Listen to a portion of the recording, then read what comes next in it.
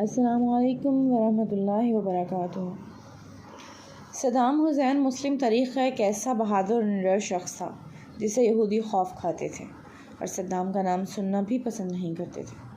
Saddam Hussein اکثر اپنے دیے گئے انٹرویوز میں بتاتا رہتا تھا کہ میں ایٹم بم اپنے ملک کے لوگوں کے لیے نہیں بنا رہا، بلکہ یہ میں اس لیے بنا رہا ہوں تاکہ میں یہودیوں کی نیندیں اڑا سکوں۔ ایک دفعہ صدام حسین سے متعلق اسرائیل کے وزیر دفاع نے کہا تھا کہ یہ ایک پاگل شخص ہے جسے نہ کوئی اپنی فکر ہے اور نہ ہی لوگوں کی۔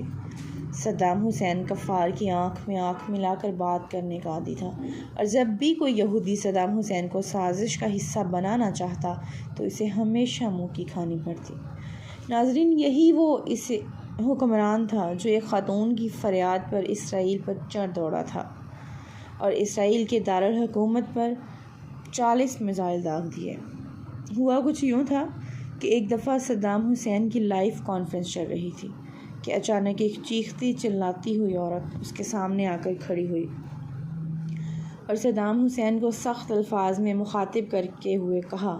کہ اسرائیل کے فوجیوں نے میری بیٹی کو ریپ کا نشانہ بنا کر قتل کر دیا ہے اور تمہیں یہاں کوئی فکر نہیں ہے، تم عیش و آرام کی زندگی بسر کر رہے ہو اور ادھر ہم پر مظالم کے پہاڑ توڑے جا رہے ہیں۔ اس عورت نے مزید کہا کہ روزانہ ہمارے گھروں سے اسرائیلی فوجی ہم سب کی آنکھوں کے سامنے ہماری بہنوں اور بیٹیوں کو اغوا کر کے لے جاتے ہیں، جن کو بعد میں قتل کر کے پھینک دیا جاتا ہے، اور ہمارے چھوٹے بچوں کو سڑکوں پر گھسیٹ کر مار دیا جاتا ہے۔ کیا تمہیں ان عورتوں، بچوں اور بوڑھوں کی چیخیں سنائی نہیں دیتی جو روزانہ اسرائیلی فوجیوں کی گولیوں کا نشانہ بنتے ہیں؟ کیا تم سے ان عورتوں، بوڑھوں اور بچوں کی چیخوں کا حساب نہیں لیا جائے گا؟ اس عورت کی فریاد سن کر صدام حسین رونے لگا اور کہا کہ اب اسرائیل کا کوئی بھی شخص صبح کا سورج نہیں دیکھ پائے گا، اور جس طرح یہودیوں نے ہماری ماؤں بہنوں کو رلایا ہے، میں اسی طرح ان کی چیخیں نکلواؤں گا اور ان کو تہس نہس کر کے رکھ دوں گا۔ لہذا اس کے فوراً بعد صدام حسین وہاں سے اٹھا اور فوجی قیادت کی ایک میٹنگ بلوائی جس میں اس نے اسرائیل پر حملہ کرنے کا حکم جاری کر دیا، اور پھر اس کے حکم کے مطابق اسرائیل کے دارالحکومت پر 40 میزائل داغے گئے جن سے اسرائیل کے ہوش اڑ گئے۔ صدام اتنا طاقتور اور اپنی مرضی پر چلنے والا شخص تھا کہ کوئی بھی ملک یہ پوچھنے کی جرت بھی نہ کر سکا کہ اس نے یہ میزائل کیوں مارے ہیں۔ ان میزائلوں نے اسرائیل کے دارالحکومت کو مٹی میں ملا دیا، جبکہ بڑی بڑی بلڈنگز تباہ و برباد ہو گئیں اور ہزاروں یہودی جہنم واصل ہو گئے۔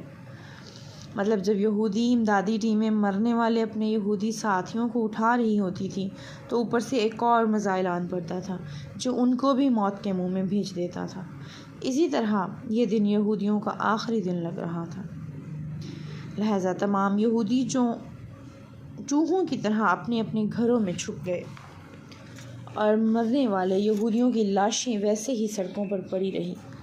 جو کتوں کی غذا بنی۔ صدام حسین کے حملوں سے لگتا تھا کہ آج کوئی ایک بھی یہودی بچ نہیں پائے گا، لیکن اللہ کو کچھ اور ہی منظور تھا۔ آخرکار کچھ یہودی ان حملوں سے بچ نکلنے میں کامیاب ہو گئے، مگر آج بھی یہودی صدام حسین کو ہٹلر ثانی کا نام دیتے ہیں اور صدام حسین کا نام سنتے ہی تھر تھر کانپنے لگتے ہیں۔ ناظرین گرامی، چونکہ اب یہودی اور دیگر کفار جان چکے تھے کہ اب ہم نے عراق کو ظاہری طور پر چھیڑنے کی کوشش کی تو یہ ہماری نسلیں تباہ و برباد کر دیں گے، لہٰذا یہ اندر ہی اندر عراق اور صدام حسین کے خلاف مختلف سازشوں میں مصروف ہو گئے، اور امریکہ اور اس کے اتحادیوں نے اپنے تحفظ کے لیے عراق پر حملے کا ارادہ بنا لیا۔ اس منصوبے کو اس بین الاقوامی سطح پر ثابت کرنے کے لیے ایک بڑا کھیل کھیلا، اور امریکہ، برطانیہ اور ان کے صحافیوں نے صدر صدام حسین اور عراقی حکومتوں پر بچوں کے ہسپتال پر حملہ کرنے کا الزام عائد کر دیا، جس کو ثابت کرنے کے لیے عالمی میڈیا کے بڑے بڑے اداروں کو اربوں ڈالر کھلائے گئے اور دن رات پروپیگنڈے کی ویڈیوز چلوائی گئی۔ اور پھر جب بین الاقوامی سطح پر امریکہ یہ پروپیگنڈا پھیلانے میں کامیاب ہو گیا تو صدام حسین کو پھانسی دلوا کر یہودیوں نے اپنی بزدلی کا بھرپور ثبوت دیا۔